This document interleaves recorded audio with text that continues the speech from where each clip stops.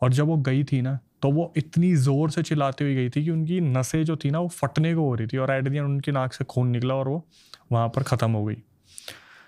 रोना पीटना मच गया कि भाई फाइनली जान ही नहीं बचा पाए बच्चे की, हुआ क्या, ऐसा क्या हुआ। तो वो जो सेंस करने वाले थे ना जो वहाँ पे आ रखे थे, वो बताते कि जो मुझे पता चला है कि इस घर में क्या हुआ है मैं आपको बता देता हूँ। भाई इनकी कोठी बनने से पहले ना ये यहाँ पर एक घर हुआ करता था जिसमें एक मुस्लिम फैमिली रहा करती थी। एक आदमी, एक औरत, 2 बच्चे। लड़की की उम्र 21 से 22 साल थी, सेम जो बुआ जी की थी। जो आदमी था वो एक मुस्लिम था, मुस्लिम की वाइफ थी, और इनके घर में एक मेड आती थी जो बंगाली औरत थी।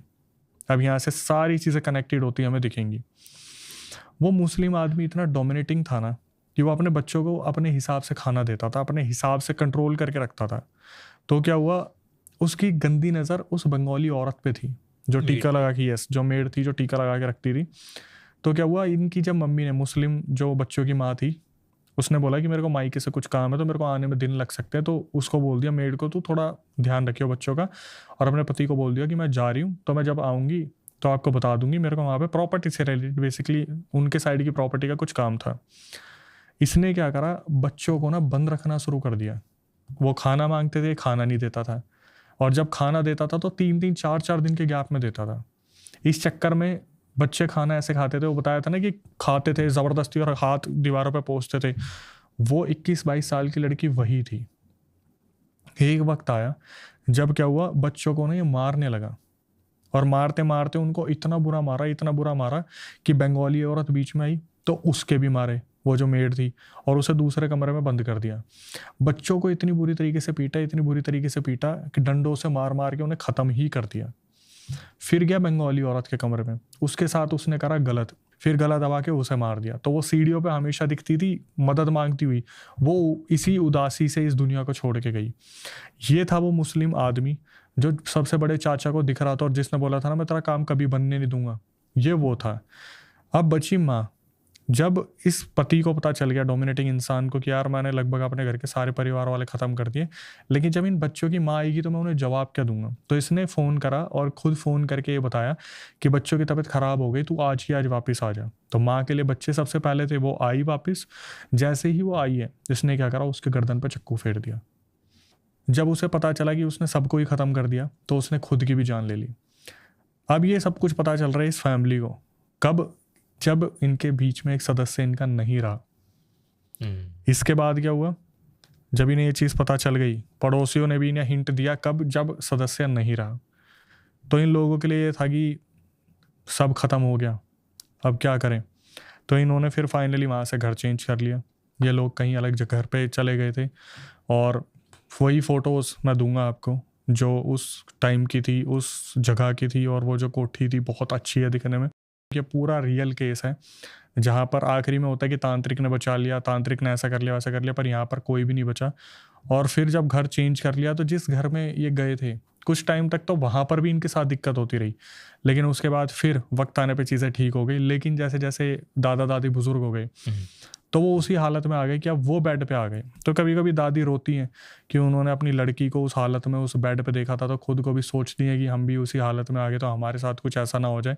लेकिन इनमें सबसे बड़ी जो चीज़ है, जिस चाचा को उस मुस्लिम ने बोला था ना कि मैं तेरा कभी कुछ बसने नहीं दूंगा, उस चाचा की तब से लेके अब तक कभी जॉब ही नहीं लगी। वो घर इस तरीके से बर्बाद हुआ। तो वो जो लड़की थी निशी, उसने यही बोला कि बस जनता को ये बताना कि जब भी आप कहीं नए घर पे जा रहे हो उसके बारे में थोड़ा सा पहले पता कर लो, जो ज़मीन आप ले रहे हो उसके बारे में थोड़ा सा पता कर लो। क्योंकि इनका मानना है और मेरा भी ये पर्सनली मानना है, जब स्कूल, होटल्स और हॉस्पिटल्स की बात होती है तो ये वो एक्वायर्ड लैंड्स होती है जहाँ पर शमशान और कब्रिस्तान पहले हुआ करते थे। इन्होंने भी एक ऐसी कोठी ली, बनवाई, जहाँ पर एक इतना ब्रूटल जो इतिहास किसी जगह का था। Heavy case of possession. हाँ, ऑफ पोजेशन। एंड ये मतलब जैसे कि कहा कि हिस्ट्री बड़ी इंपॉर्टेंट होती है जगह की, कि क्या क्या हो सकता है। तो इसी हिस्ट्री के उसमें मैं एक रिकॉर्डिंग सुनाऊंगा। तो ये है, मैं चाहता हूँ कि रिकॉर्डिंग सुनाने से पहले आप कान में अपने OnePlus Nord Buds 4 पहन ले। इसमें एक्टिव नॉइस कैंसिलेशन है। ठीक है। तो अब आपको बाहर की कोई डिस्टरबेंस नहीं आएगी और अब मैं आपको एक रिकॉर्डिंग सुनाऊंगा। ठीक है। आपको बताना है कि वो रियल हॉन्टिंग की रिकॉर्डिंग है या नहीं। इज इट रियल और फेक? करें शुरुआत? हाँ जी।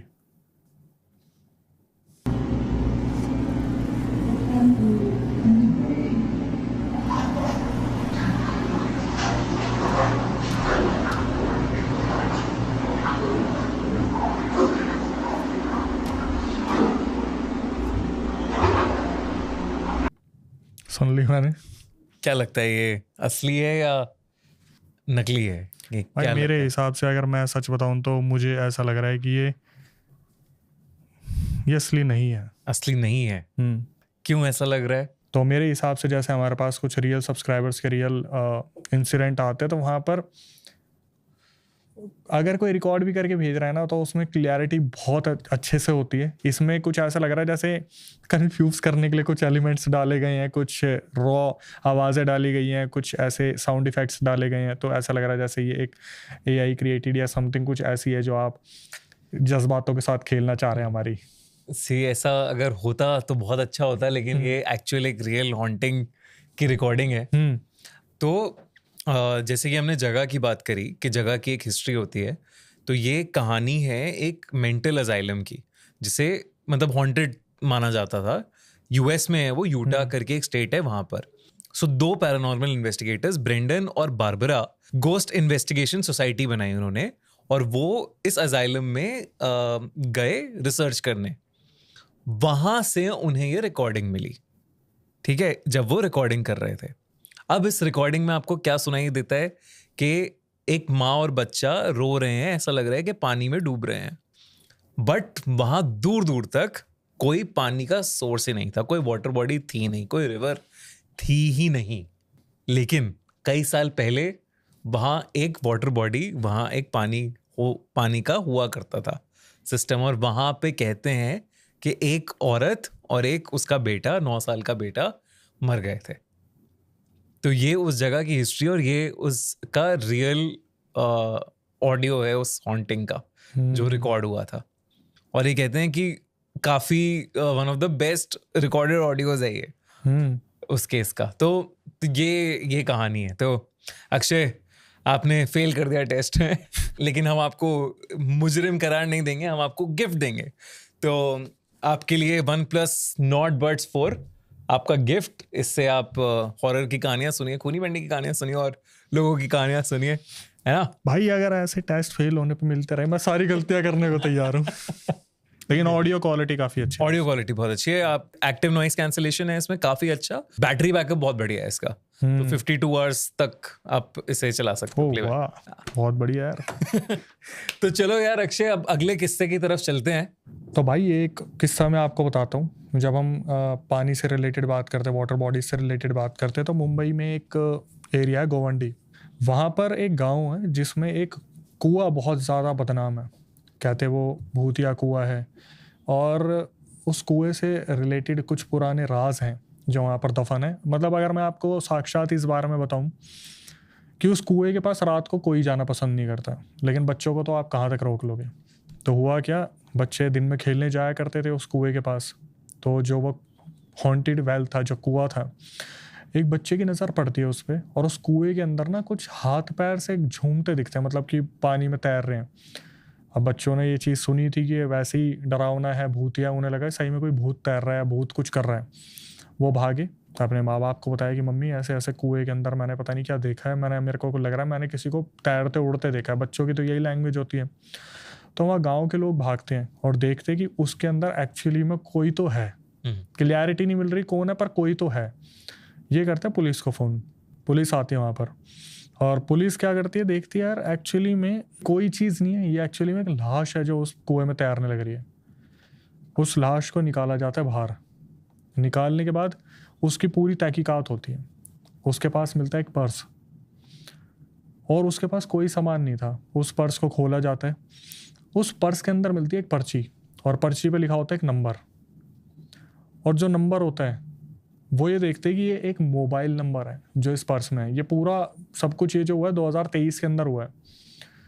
तो पुलिस को लगता है यार कि इस बॉडी को देख के तो समझ नहीं आ रहा है किसकी है, पता नहीं कितने टाइम से पड़ी है, पूरी गल फट सी गई है। तो हम एक काम करते हैं, इस नंबर पे कॉल करके देखते हैं।